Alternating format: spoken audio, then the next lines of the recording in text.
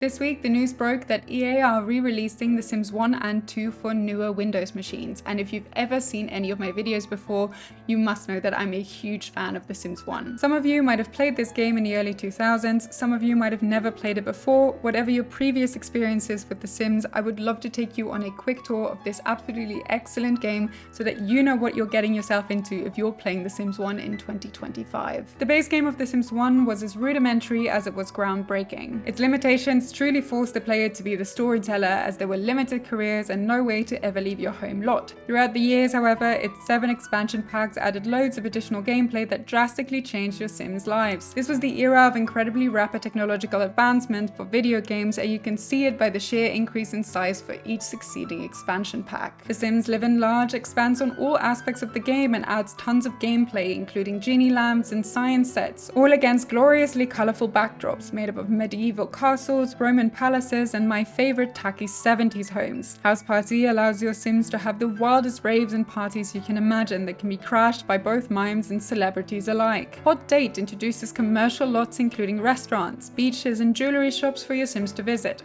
all set in a gorgeous jazzy 50s style downtown. The Sims Vacation allows your Sims to holiday in 3 different biomes, ranging from beaches to forests to snowy mountaintops. Unleashed allows your Sims to have pets and expands the neighborhood to 40 New Orleans themed lots. The Sims Superstar, my personal favorite, comes with a gorgeous sub-neighborhood which is a combination of 1950s Hollywood glamour and early 2000s pop culture.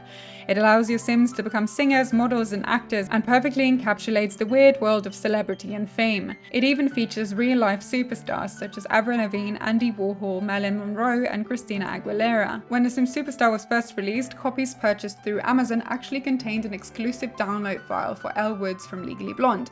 And now I know that this is very, very unlikely, but I so hope that EA is going to go the extra mile and include Elle Woods in Studio Town. That would just be absolutely perfect. The Sims Making Magic is perhaps the most elaborate and complicated expansion of all, and allows your Sims to dive into a world of witchcraft and wizardry through spells, amulets, dueling, and baking. I've done separate videos on almost all the expansion packs in more depth. I promise The Sims Making Magic is coming, but if you're interested to know all the nitty-gritty details, go and check those out. What you need to know about this game is that this game is hard, and I'm not exaggerating. The Sims 1 was not about cute family gameplay, it was about survival. Your Sims' needs drop very fast and they need a lot of attention. Your Sims do not age and there are no days of the week, which means your Sims go to work every single day, in perpetuity. And though all jobs are riddled with tricky chance cards that easily risk your Sims getting fired or demoted, they are not all created equal when it comes to pay. The slacker career is the absolute worst of the bunch, as your Sims only make 600 simoleons a day at the top of the career. If you really want to make the big bucks, go for the hacker career that was included with The Sims Living Large. Some of my favorite careers include the paranormal career that can turn you into a cult leader, the fashion career, or the absolutely ridiculous circus career. There is a way around sending your Sim to work every single day though, as a charm from The Sims Making Magic will allow you to give your Sim a doppelganger who you can send to work instead. Making a career out of freelancing can be equally hard, where in later installments painting will quickly allow you to make some money, it will leave you dirt poor in The Sims.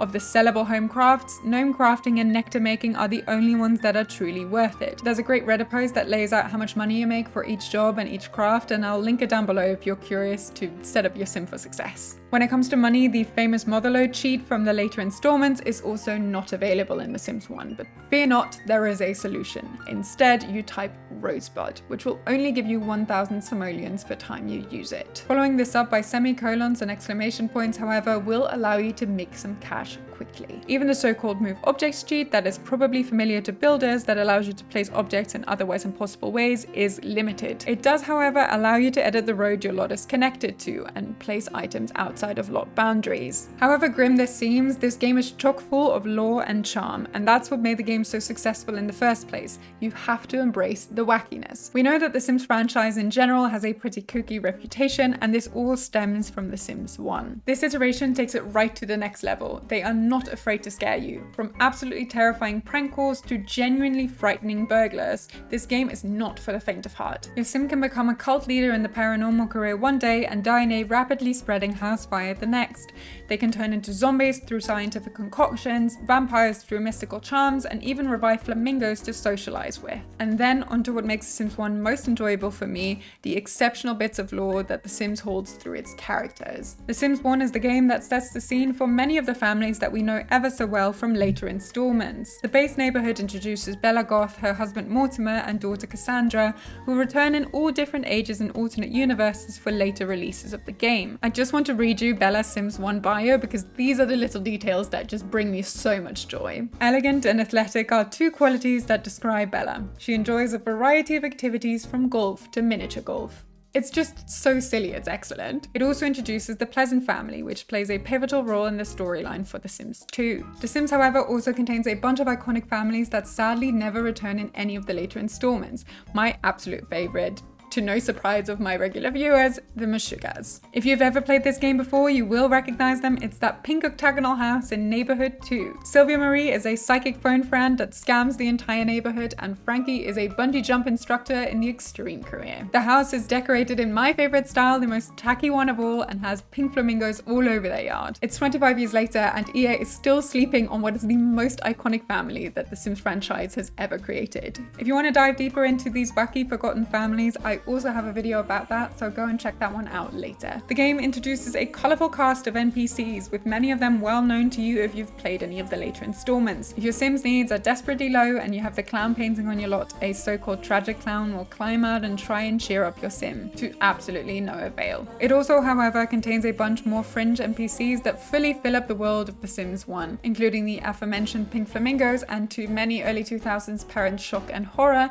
strippers coming out of cakes. To round off the vibe, the game comes with a bunch of really unique furniture items that perfectly capture the out there styles of furnishing that are so prevalent in the game. Some of my favorites include the colorful blow-up sofas, the crystal ball, and the colorful animal wallpapers. The Sims 1 even comes with a number of items that have only been included with The Sims 4 at a later stage, including pools, ponds, and terrain tools. It even contains building feats that The Sims 4 has yet to conquer, such as single tile double doors and curved and spiral staircases. As you can tell, I'm incredibly passionate about this game, and it has truly helped me shape into the tacky furniture loving person that I am right now. I want to stress that as far as we know, this is going to be a re-release, not a remaster. So apart from maybe some updated visuals, I'm not expecting any additional content to either one of these games. If that were the case, I could make a lengthy video on what I would love to see in The Sims 1, but alas, for now, this will have to do. Nevertheless, I'm over the moon that my favorite game is now going to be accessible to so many more people to enjoy the sheer fun that it brings, because I will not lie, it has been quite a bit of a pain to keep it running in the past couple of years. As I've already mentioned here and there, I've made a bunch of other videos that go further into expansion packs, laws, NPCs, forgotten families, music, even the language that the Sims speak, and if you want to know more, you know where to find them. For now, thank you so much for watching, and I hope to see you all on the next one. Bye bye!